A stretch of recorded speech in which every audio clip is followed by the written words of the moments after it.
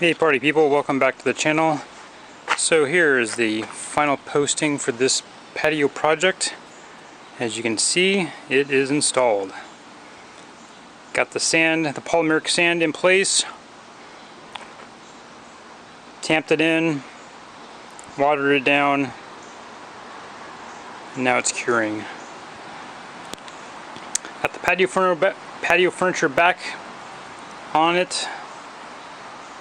Next stop, make a covering gazebo type thing. So the fun part I had to deal with this was the multiple levels.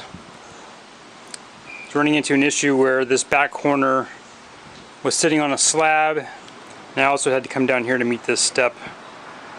I don't know, probably not the best way to do it, but it works for now. I guess if I really need to redo this, I can come back with an excavator and kind of scoop out some more dirt and get it to be nice and level. And as we can see down here, filled in the gaps with the leftover pieces. I had one brick left over, one paver I should say.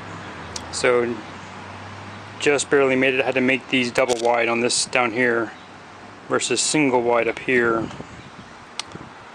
to make sure I had enough to cover the entire space. And I got these drains installed, one there and one underneath that wheel. There it is. And those are just cheap plastic ones from Amazon. The top is made out of brass, and then the housing is made out of plastic, and they'll do for now. So overall it was a fun project. Moved a lot of gravel, a lot of pick up the brick, put down the brick, pick up the brick, put down the brick. Getting that little mantra, pick up the brick, put down the brick.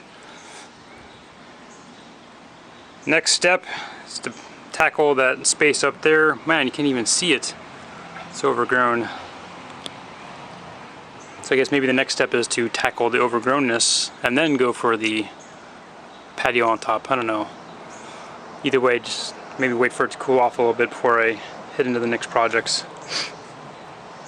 Not a lot of tips and tricks. I kind of posted a couple quick videos on tips and tricks on getting around this, but other than that, a lot of videos on YouTube on how to screed the sand and tamp it down and place your pavers, so check out those. Just kind of provided an update on this one, showing the completion.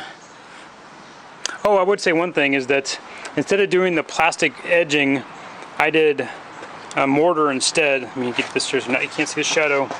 So this is mortared in, right? So I basically mixed up a mortar with some concrete. You can probably see it here better, right? So there's that right there. This right there is the mortar. So this is hard. So I didn't use the plastic.